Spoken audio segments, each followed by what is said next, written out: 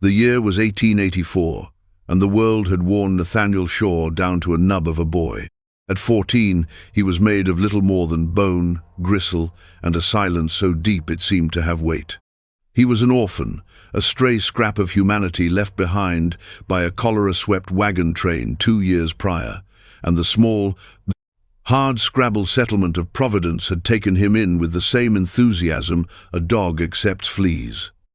He was a mouth to feed, a pair of hands for the dirtiest work, and a constant, quiet reminder of the fragility that haunted them all on the vast, unforgiving plains of the Wyoming Territory. His existence was a circuit of thankless chores and cold corners. He mucked out the stables for a sour-faced blacksmith, swept the floor of the general store for a woman who counted out his payment in stale biscuits, and slept in a lean-to behind the saloon, where the wood was so rotten the wind sang a constant, mournful dirge through the walls. He had no memory of his mother's face, and only a fleeting image of his father's calloused hands. Loneliness was not an emotion to him. It was the weather, the air he breathed, the very firmament of his world. He watched families walk to the small clapboard church on Sundays, their hands linked, and felt a pang so sharp and familiar it was like an old injury aching with the cold. The people of Providence were not cruel by design but by necessity. Their lives were a constant battle against drought, dust, and despair. They had no room for softness, no space for a boy who belonged to no one.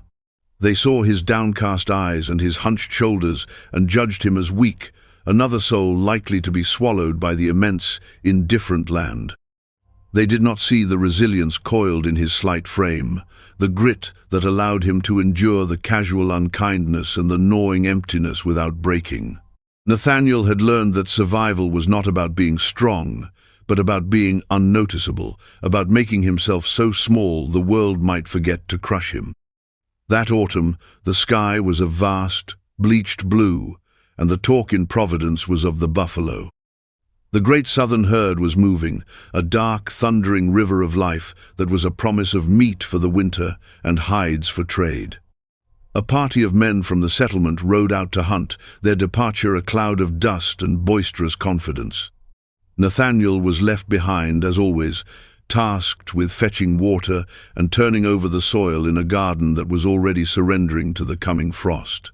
He was a mile from the settlement, near the cottonwoods that traced the shallow, winding creek, when he first felt it. It was not a sound, but a vibration, a deep, resonant tremor that traveled through the soles of his worn boots and up into the hollow of his chest. The ground itself seemed to be humming a low, ominous note. He straightened, his water bucket sloshing, and scanned the horizon. To the south, the endless sea of grass met the sky in a clean, sharp line, but the line was no longer clean. A darkness was spreading across it, a smudge of soot that grew and churned and resolved itself into a rolling cloud of dust.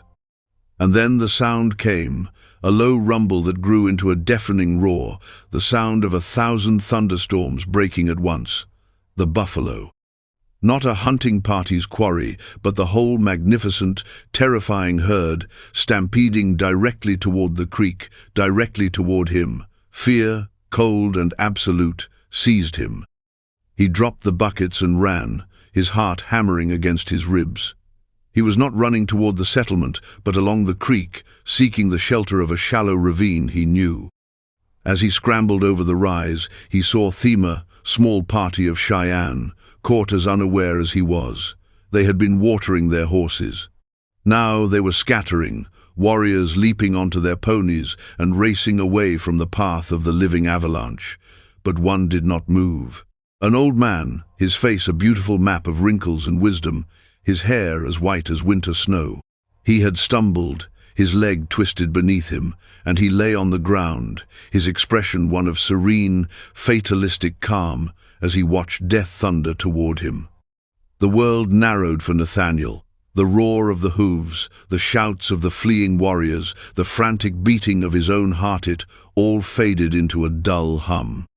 He saw only the old man, alone and vulnerable, and something inside him, a part he did not know he possessed, broke free from the cage of fear and solitude. It was an instinct deeper than self-preservation, a sudden, blinding refusal to let another person be swallowed by the indifferent world while he simply watched. He had been invisible his whole life. Now he would be a shield. He did not think. He simply acted. He ran, not away from the danger, but straight into its deafening heart. He reached the fallen elder just as the first wave of bison, a wall of shaggy muscle and wild eyes, was upon them. He threw his own small body over the old man's, curling himself into a ball, his arms wrapped around his head. He squeezed his eyes shut and braced for the impact. The first hoof struck his back like a blacksmith's hammer, driving the air from his lungs in a silent scream. Pain, white-hot and blinding, exploded through him, then another blow and another. It was not a series of impacts, but a single, continuous, crushing weight. The ground shook with a violence that rattled his teeth, the air thick with the smell of dust and sweat and animal fear.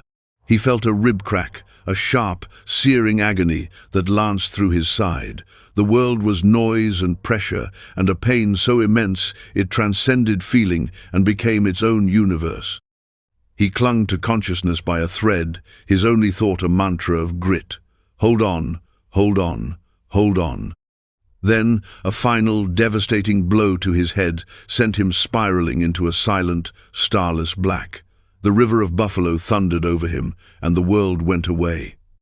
Consciousness returned not as a sudden awakening, but as a slow, painful tide seeping back into a barren shore.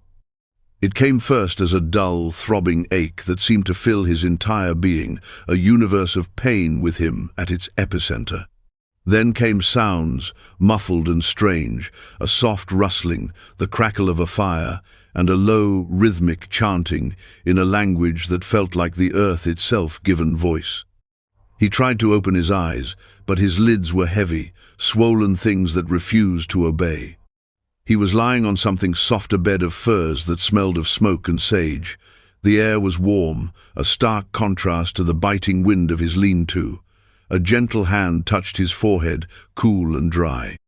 A different sensation followed, a wet cloth dabbing at his split lip, the taste of herbs and cool water, a balm on his parched tongue. He managed a groan, a sound that felt torn from the depths of his savaged body. Slowly, fighting through the fog of pain, he forced his eyes to open. At first, all was a blur of firelight and shadow, then shapes began to resolve. He was inside a lodge, the conical walls of hide, creating a warm, circular space. A small fire burned in the center, its smoke rising to an opening at the peak. And surrounding him, sitting in a silent, watchful circle, were 7 figures. They were young men, their faces cast in shadow and flickering light, their expressions unreadable. They had the high cheekbones and strong jaws of the Cheyenne, their black hair long and braided. They wore simple buckskin leggings and shirts, and their stillness was more intimidating than any threat. These were not the men from the settlement, with their loud voices and easy scorn. These men were carved from the plains themselves, their silence vast and deep. Fear, a cold and familiar companion, tried to rise in Nathaniel's throat, but it was too weak to fight the overwhelming pain. He tried to push himself up, but a fresh wave of agony shot through his back and chest, and he fell back with a gasp, his vision swimming. One of the figures, the one who seemed the oldest, his face stern and authoritative, made a small, sharp gesture with his hand. Another man, whose hands were stained with what looked like dried herbs, leaned forward. He spoke, his voice low and guttural, not to Nathaniel, but to the others. The words were meaningless to the boy, but the tone was one of sober assessment. This was Awoke, the healer, his touch both practiced and gentle as he examined the boy's wounds without causing him more pain than was necessary. Days bled into one another, a hazy continuum of pain, sleep, and waking moments of quiet observation. Nathaniel's world was the buffalo hide bed and the circle of 7 faces. He learned to distinguish them, not by name, but by their presence. There was the leader, Moketavato, whose gaze was heavy with responsibility and a deep, unyielding gravity. He rarely spoke, but when he did, the others listened. There was Honyahaka, the watcher, whose eyes missed nothing, his face a mask of intense, quiet scrutiny. He would sit for hours, simply observing Nathaniel's breathing, the flicker of his eyelids, as if trying to read the story written in his suffering. Wovoka was a constant presence, tending to his injuries with a skill that defied Nathaniel's understanding. He would grind herbs into pastes that soothed the burning of his abrasions and brew teas that dulled the sharp edges of his pain.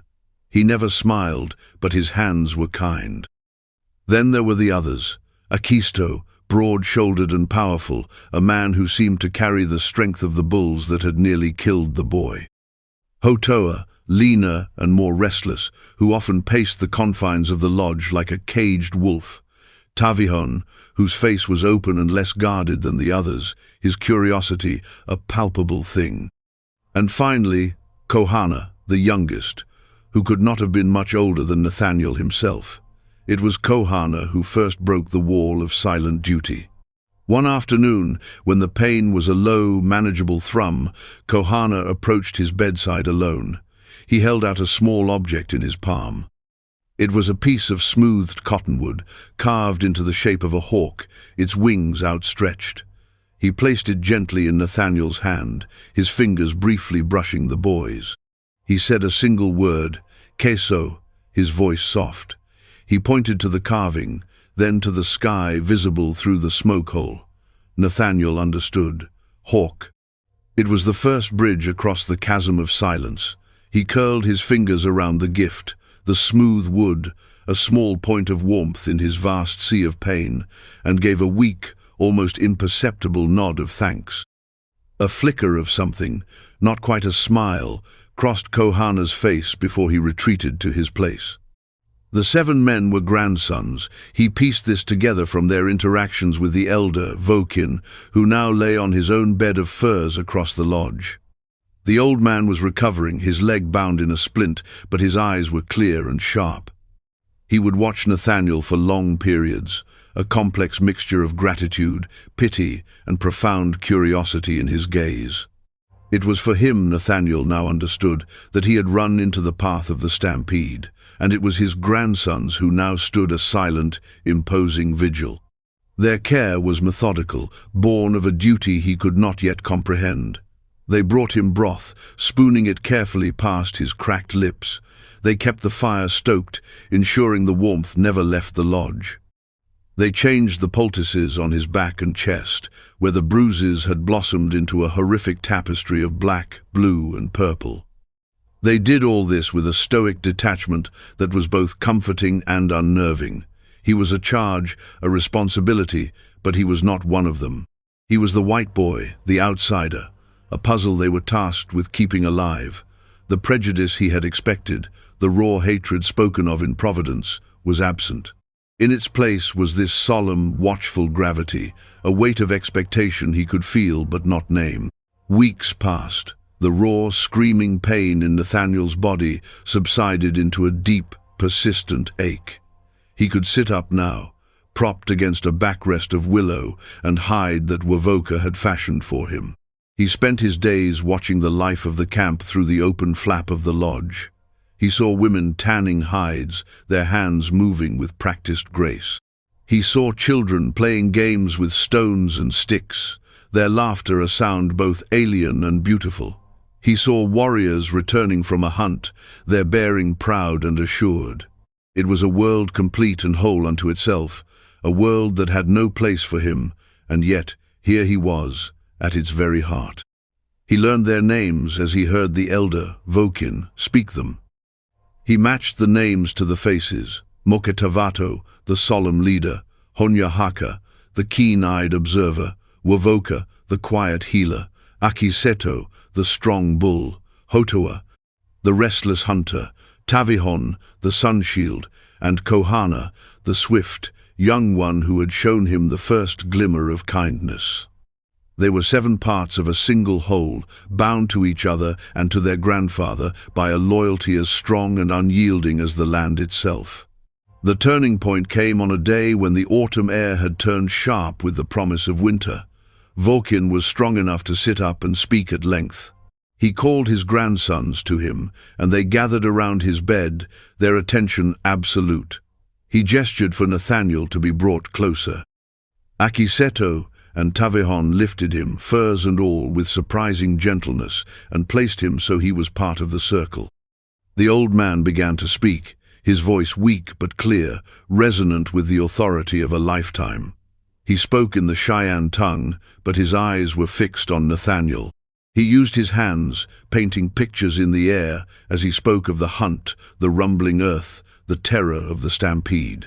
He described his fall, the brittle snap of his own bone, the certainty of his death as he looked into the face of the charging herd. His grandsons listened, their faces stone, but a new tension entered the lodge. Then Vulcan's gaze softened, and he pointed a long, wrinkled finger at Nathaniel. He spoke of how the boy, a stranger, a child of the very people who were encroaching on their lands, had not run away. He described how Nathaniel had run toward him, how the boy's small, frail body had covered his own, becoming a living shield. He spoke of the impacts, the sound of the boy's bones breaking, the selfless courage that defied all reason. As he spoke, the atmosphere in the lodge shifted. The wall of stoic observation around the seven brothers began to crumble, replaced by something else, something akin to awe. For the first time, Nathaniel saw emotion crack their stoic facades. He saw it in the widening of Honyahaka's eyes, in the way Mokotavato's jaw tightened not with suspicion, but with a profound, troubled respect. He saw Wovoka look at the boy's healing wounds, not just as a medical challenge, but as a testament to the story his grandfather was telling. When the old man finished, a heavy silence descended. It was no longer the silence of suspicion, but one of deep, collective contemplation. Vulcan looked at each of his grandsons, his gaze lingering on them, before turning back to Nathaniel. He spoke again, his voice softer. Mokotavato was the first to move. He rose and came to Nathaniel's side. He looked down at the boy, and for the first time, Nathaniel did not feel like an object of scrutiny, but a person being truly seen. Mokotavato spoke, his voice a low rumble. He says, a new voice translated, startling Nathaniel. It was Honyahaka, the Watcher. His English was halting, heavily accented, but clear. He says, my grandfather, that your spirit is stronger than your bones. He says you have the heart of a warrior. Nathaniel could only stare, overwhelmed. He had never been called anything but a burden or a stray. To be called a warrior by these men, in this place, was a thing so far beyond his comprehension, it left him speechless. The ice was broken. From that day forward, the nature of his existence changed. The brothers no longer just cared for him. They began to connect with him. Honyahaka became his translator, patiently teaching him the Cheyenne words for fire, hoesta, water mape, and family, netsio. Wovoka, while tending his wounds, would now explain the properties of the herbs he was using, showing him the willow bark for pain and the yarrow to stop bleeding. Akisito and Hotoa would recount stories of their hunts, their gestures vivid and expressive, making him see the cunning of the wolf and the power of the bear.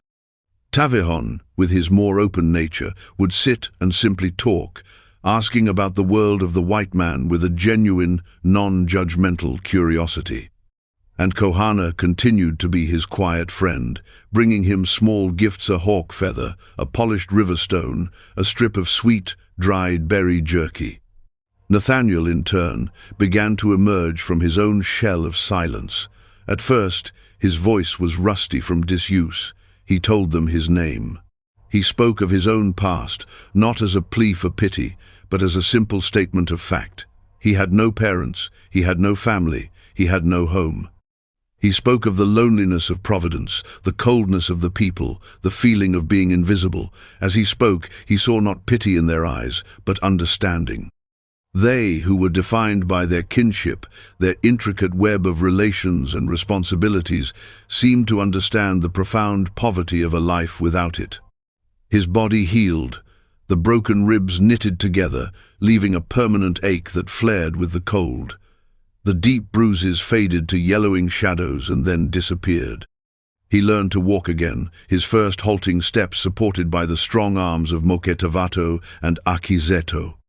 He limped, and Wovoka said he always would, a permanent reminder etched into his gait of the day the earth shook. They gave him soft buckskin clothing to replace the rags he had arrived in, clothes that felt warm and alive against his skin. He was no longer just an outsider being cared for. He was becoming part of the rhythm of their lives. He was Nathaniel, the boy who had shielded their grandfather. He was no longer invisible. Here, in this lodge, surrounded by these 7 brothers and their wise elder, he was seen, he was known. And for the first time in his life, the hollow space inside his chest began to fill with something other than loneliness. It was a strange, tentative warmth he did not dare to name. It felt, he thought, like belonging. The peace of his new life was fragile, a thin sheet of ice over a deep, cold river. He knew this, but he pushed the knowledge away, choosing to live in the warmth of the present. The threat, when it came, did not arrive as a whisper on the wind, but as a hard, arrogant voice that shattered the morning calm. It was a cold, bright day, the sun glinting off a light frost that silvered the prairie grass. Nathaniel was sitting outside the lodge, mending a piece of fishing net with a bone needle, a task Hotoa had been patiently teaching him. He moved with a new confidence, his body, though still aching, having regained much of its strength. He wore the buckskins and moccasins they had given him, his pale hair a stark contrast to the dark braids of the children he now played with. He heard the horses first, the heavy, shod tread of American mounts, so different from the light-footed, unshod ponies of the Cheyenne. A knot of ice formed in his stomach. He looked up to see a group of riders cresting the small hill that overlooked the camp. There were a dozen of them, armed with rifles, their faces grim and set. At their head was Garrett Vance, the blacksmith from Providence, a man whose cruelty was as hard and unyielding as the iron he hammered. Vance's eyes swept the camp, filled with a mixture of contempt and greed, before they landed on Nathaniel. The boy's heart hammered against his ribs. He saw the shock on Vance's face, followed by a dark, possessive fury. "There he is," Vance bellowed, his voice carrying across the quiet camp. "The savages took him, just like I said." Instantly, the camp came alive. The Cheyenne warriors did not panic, but moved with a fluid, disciplined grace. They emerged from their lodges, their expressions stern, their hands empty, but close to the weapons that were never far. Within seconds, the 7 brothers were there, forming a silent, unbroken line in front of Vokini's lodge, where the elder now stood with the aid of a staff. They placed Nathaniel behind them, shielding him with their bodies, just as he had shielded their grandfather. Moketavato stood at the center of the line, his arms crossed over his powerful chest. He was the picture of calm authority, his presence a bulwark against the intrusion.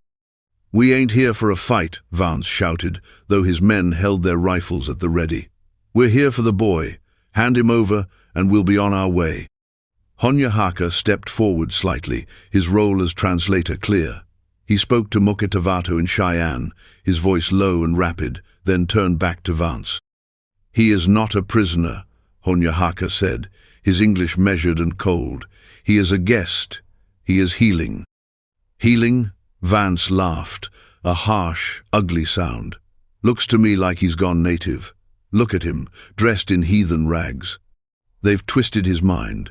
He spurred his horse forward a few steps, his eyes locking on Nathaniel, who peeked from behind Akiseto's broad shoulder. "Boy, Nathaniel, you come with us now. We're here to save you." Nathaniel's blood ran cold. Save him? These men, who had looked through him his entire life, who had treated him as less than dirt, were now claiming to be his saviors. They wanted to drag him back to the cold lean-to, to the loneliness, to the invisibility.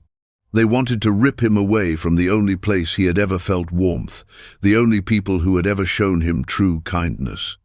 Fear warred with a new, unfamiliar feeling, anger, a hot, righteous anger that burned away the last vestiges of the timid, frightened boy he had been. He saw the situation for what it was, not a rescue, but an invasion, an assertion of power by men who believed their world was the only one that mattered. He made his choice. He stepped out from behind the brothers, his limp more pronounced under the stress, but his shoulders were straight, his chin high. He stood beside Moketavato, a pale, slender sapling next to a great oak, yet he did not waver. "I'm not going with you," Nathaniel said, his voice clearer and stronger than he had ever heard it. Vance's face purpled with rage. "What did you say, boy? Have they threatened you? Don't you worry, we'll handle these red-skinned devils." "They are not devils," Nathaniel shot back, his voice ringing with a conviction that surprised even himself. "They saved my life." He took a breath, his eyes scanning the faces of the posse, men he had known his whole life. He saw their confusion, their ingrained prejudice warring with the undeniable sight of the boy standing freely before them. He looked directly at Vance. "I saw you that day," Nathaniel said, his voice dropping, becoming quiet and sharp as a shard of ice. "The day of the stampede. You were there, by the creek. You saw the elder fall." He let the words hang in the air. "You were the first to run." A wave of murmurs went through the posse. Vance's face went from purple to a mottled white. He had built his reputation in Providence on being a tough, fearless man. To be called a coward by an orphan boy in front of everyone was a blow he could not withstand. "You lie," Vance snarled, raising his rifle. "You ungrateful whelp, I'll—" He never finished the sentence. In a movement so fast it was a blur, Moketavato, Honyahaka, Wovoka, and all 7 brothers took one unified step forward. They did not draw weapons.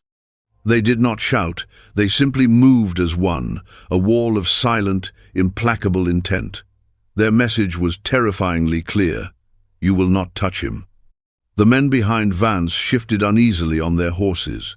They had come for a simple retrieval, perhaps a show of force. They had not come to face 7 warriors defending one of their own, which, impossibly, the white boy now seemed to be. They had not come to die for Garrett Vance's bruised pride. They saw the truth in Nathaniel's words and the shame on Vance's face. One by one, the men lowered their rifles. One of them, a farmer named Amos, spoke up. "Garrett, maybe we should just go. The boy seems fine." Vance looked from the defiant face of Nathaniel to the stone-cold eyes of the 7 brothers, and he saw his authority crumble into dust. Defeated, his face a mask of pure hatred, he wrenched his horse's reins, turning it so violently the animal reared. Without another word, he galloped away, his posse trailing behind him, a disorganized and shamed retreat. Nathaniel watched them go, the dust of their departure settling back onto the quiet prairie. He stood his ground until they were nothing but a speck on the horizon. The tension slowly drained out of him, leaving him trembling, not with fear, but with the aftermath of a battle won. He felt a heavy hand land on his shoulder. It was Moketavato. The stern warrior looked down at him, and in his dark eyes, Nathaniel saw something profound: approval, pride.